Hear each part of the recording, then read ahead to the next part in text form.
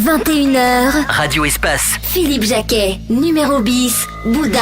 C'est Tout Lyon en parle, la seule libre antenne 100% lyonnaise. Faite par des Lyonnais, pour des Lyonnais. Tout Lyon en parle sur Radio Espace. Merci d'avoir choisi Radio Espace pour faire une petite apparition.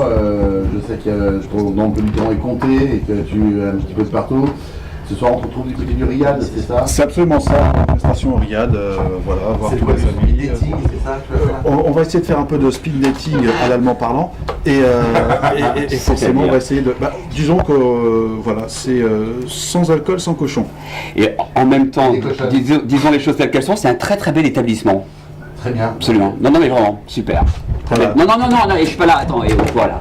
Le mec là-bas, il y a un mec qui me fait, vas-y, fais du pipeau. Non, je le pense, si moi je le pense pas, je le dis. D'accord, vous me dire, j'adore.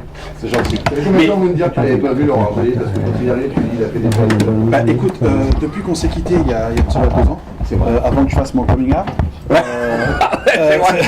On était ensemble. pour bien certifier que j'aimais bien les femmes, en tout cas ma femme, c'est vrai que ça fait combien? Un an et demi qu'on s'est pas Non, vu. je pense même un peu plus. Un peu plus, On doit être dans les 2, voire même les 3 ans. Ouais, les 3 ans, ouais. La dernière fois que je t'ai vu, c'était... on s'en fout, mais... Ouais, c'est vrai. Non, mais c'était très sympa. On était sur une plage, tous les Sur deux. une plage, c'était sympa. Ouais. Non, c'était super. Il y avait que des garçons autour de nous, c'était tendance. Ouais, il y avait une ambiance assez Gauthier, ouais. Ouais, non, c'est très sympa. Ouais, non, mais c'est bien. Copain, copine, tout le monde tambourine. Non, mais on était bien. Me dire, ça fait plaisir de te voir. Ça commence fort. Me dire, Oui. est-ce que tu es heureux? Écoute, je suis très heureux. Ouais. Et pour toi, être heureux, ça correspond à quoi? Écoute, j'aimerais vraiment te prouver un peu l'attirance que j'ai pour toi. Vas-y, dis-moi. Mais aujourd'hui, c'est un peu trop tard. C'est vrai. Voilà. Bon, tu es lover en ce moment. Écoute, grave. Tu es marié? Je me suis marié il n'y a pas longtemps, le 25 septembre. D'ailleurs, ma femme nous écoute. Chérie, C'est je vrai. t'aime très fort. Voilà, j'avais Son promis de te dire. prénom. Elle s'appelle Inès. Inès. Voilà, elle est dans le sud, voilà, et plus exactement Camargue. Ça a changé quoi dans ta tête? Le fait d'être en amour, des chevaux. Oui, les chevaux, les moustiques, les flammes en rose aussi. On a l'impression d'être au Kenya là-bas, je te jure. Tu veux faire un safari pas cher, tu vas en Camargue. Je vais te reposer la question, tel un politique, mon cher Mounir, tu ne réponds pas. Ça a changé quoi d'une façon radicale dans ta vie? Qu'est-ce que ça a d'être changé amoureux et marié, évidemment. D'avoir une meilleure stabilité et puis en même temps de voir des choses un peu plus formelles, tout simplement. Ça n'a pas changé grand-chose à part que voilà, je suis un homme comblé et que je suis heureux d'avoir rencontré ma femme. Et est-ce que tu es tout dur partout? Alors, je pense que là, il va falloir. Tu t'es trompé un peu de 2 personnes. Il va falloir rappeler John Millionnaire. Voilà. Et, non mais je voulais voir justement ce tissu-là. Mais tu sais tout, surtout sur la télé-réalité, c'est hallucinant ça. Bah écoutez, il n'y en a pas beaucoup qui ont fait de la télé-réalité aujourd'hui. Enfin, tu veux dire qui ressortent de star. Ce qui est ton cas, parce qu'aujourd'hui, toi, tu es presque un mythe de la télé-réalité. Non mais sans être flagorneur. Je crois que je vais venir tous les jours, les gars. Non mais c'est vrai. Écoute, c'est gentil ce que tu me dis. En tout cas, j'ai eu la chance de bosser avec des bonnes productions et d'avoir fait aussi des programmes qui ont marché. Donc voilà, et puis... Célébrité grâce à la télé-réalité, argent grâce à la télé-réalité, amour grâce à la télé-réalité. Alors, célébrité grâce à la télé, oui. L'argent, non. L'argent, c'est grâce à mon travail. Je veux dire, je me lève le matin de bonne heure, je pars travailler. Enfin voilà, quoi. La télé, ça a été juste une structure et juste un plus. Mais pour le boulot, c'est toi qui ramènes ton salaire. Et amour. Ah ben, la télé a ramené mon amour, effectivement. Ouais, voilà, donc il y a de cela. Bébé, bientôt, t'as vu? Alors attendez, Mounir, je te Ouais. coupe 2 secondes. Ouais. Je vais recadrer pour tous ceux qui éventuellement ne t'ont pas suivi. On parle d'amour, donc dans quelle émission? Où est-ce que tu as trouvé ta chérie Inès? J'ai trouvé mon émission chez ma chérie, on va la Voilà. recommencer. J'ai trouvé ma femme dans une émission qui s'appelait Mondial Aventurier de l'amour, qui a été diffusée sur TMC il y a de cela 1 an. Et donc voilà, donc j'ai rencontré ma femme là-bas, et puis ça a créé justement le fait que j'ai eu pour elle. Donc, ensuite, on s'est fréquenté pendant 1 an, et puis à la suite de ça, j'ai demandé sa main, parce que c'est vrai que j'avais trouvé en elle ce que je cherchais depuis longtemps finalement. C'est vraiment une fille qui m'avait beaucoup marqué. Et donc voilà, et à la suite de ça, ce qui s'est passé, c'est que lorsque j'ai voulu inviter le producteur de l'émission, qui est un ami, il m'a proposé de suivre mon mariage via un documentaire, donc à savoir si j'étais intéressé que mon mariage soit diffusé. On a beaucoup réfléchi avec ma femme, en fait on voulait faire passer un message de tolérance surtout, parce qu'on est de double culture. Voilà, et que c'est vrai qu'aujourd'hui, il y a pas mal de personnes issues de double culture qui ont un peu de mal suite à leur pratique personnelle, c'est-à-dire la religion qui ne permet pas à des personnes de se marier. Donc nous, le message qu'on veut faire passer, c'est un message de tolérance que finalement, que tout nous sépare, mais finalement, tout nous rapproche. Oui, tu as vendu ton mariage? On se dit tout. Alors écoute, j'en profite. Monnaie. Oui, non, mais les droits à l'image, monnaie éventuellement. Non mais les gars, j'en profite qu'il n'y ait pas de micro en tout cas, pour vous dire, si j'ai touché d'argent, en gros, si tu veux savoir si la production a financé mon mariage. Oui. Alors non, la production m'a pas financé mon mariage, je peux pas signer un contrat de confidentialité parce que pendant le tournage je ne pouvais pas aller sur une chaîne concurrente. Donc j'ai financé moi-même mon mariage, voilà. Mais effectivement... C'est le contrat de confidentialité en confidentialité où forcément chacun... Un retour... c'est un peu normal. Ce nom, voilà. Pas de l'argent. Donc voilà.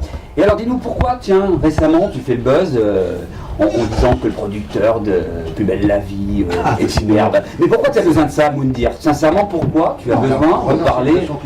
C'est-à-dire, alors, c'est la bataille culture. Non, mais c'est-à-dire que Moundir, non mais on sait tout sur Moundir, on le suit de très très près. Donc Moundir a été sollicité à un moment pour participer donc à Fort Boyard sur France 2. D'accord. Et le producteur de Plus belle la vie a refusé justement d'associer certains de ses acteurs à Moundir. Donc tu l'as mal pris, évidemment. Alors d'abord c'est un peu plus complexe que ça. Moi lorsqu'on est venu me chercher pour justement participer à Fort Boyard, c'était pour venir d'abord pour les enfants. Donc moi je me déplaçais pour les enfants, je ne me déplaçais pas pour nourrir un ego que je n'ai pas ou de garder une notoriété.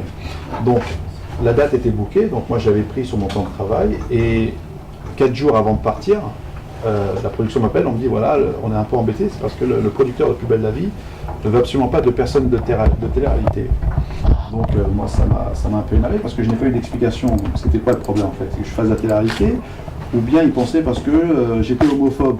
Ce qui était ressorti en gros, ils pensaient que moi j'étais homophobe parce que vu que l'un de ces artistes, on va dire, avait fait son coming out et ils pensaient que moi je détestais les homosexuels. Enfin je sais pas d'où sortait ça en tout cas. Donc par la suite j'étais un peu dégoûté. Donc finalement on m'a retiré parce qu'effectivement Plus belle la vie est une force de frappe sur France Télévisions et qui font un peu la pluie et le beau temps. Moi je n'ai jamais demandé à jouer en tout cas dans Plus belle la vie, tant mieux pour eux. Alors à la suite de ça j'ai changé d'équipe parce que Eric Nolot est tombé malade, donc j'ai dû le remplacer à pied levé, on a gagné. Voilà, donc on a eu le record du fort et donc ça m'a amené beaucoup de... Elle n'a pas été encore diffusée cette émission avec... Si, bien sûr, ça a été au mois de juillet. Okay. Et donc par la suite de ça, j'ai voulu avoir une explication, enfin discuter comme un homme avec ce producteur en question. Il n'a pas voulu me répondre, donc en fait c'est pas une merde, c'est une super merde. Voilà. Une super merde. Et t'as pas répondu, t'as pas eu de retour. Il t'a pas dit c'est très gentil comme compliment, faudrait qu'on en parle. Tu sais qu'à ce niveau-là, en tout cas, c'est un peu la voie lactée, ces gens-là qui font des millions d'euros, et tant mieux pour eux parce qu'ils méritent, parce qu'ils ont beaucoup travaillé. Non mais ils n'ont pas le temps de te répondre et puis c'est pas grave quoi. Moi je dis que c'est une merde parce que c'est justifié. Après, voilà, c'est fait, c'est dit. Voilà. Mais en l'occurrence, ce qui nous intéresse aussi, c'est de comprendre un peu tous ces ex-candidats d'émissions de télé-réalité. Depuis 2 voire 3 ans, en fin de compte, ils participent à ce genre d'émission uniquement, non pas pour être que connus, uniquement pour amasser un maximum d'argent. T'en penses quoi? Non mais faut arrêter les conneries de nous. Donnez-moi un nom d'une personne de télé-réalité qui a ramassé un peu plus de 2 millions d'euros aujourd'hui, voire 1 million d'euros. Alors, non, personne. Non, personne. Oui, à part cela. Non, on parle pas du gain. Non, mais là, c'est énormément d'argent. On parle de personnes qui se disent avec la télé-réalité je gagne de l'argent, c'est faux. Un Michael Vendetta, par exemple, qui sort de la ferme célébrité. Oui.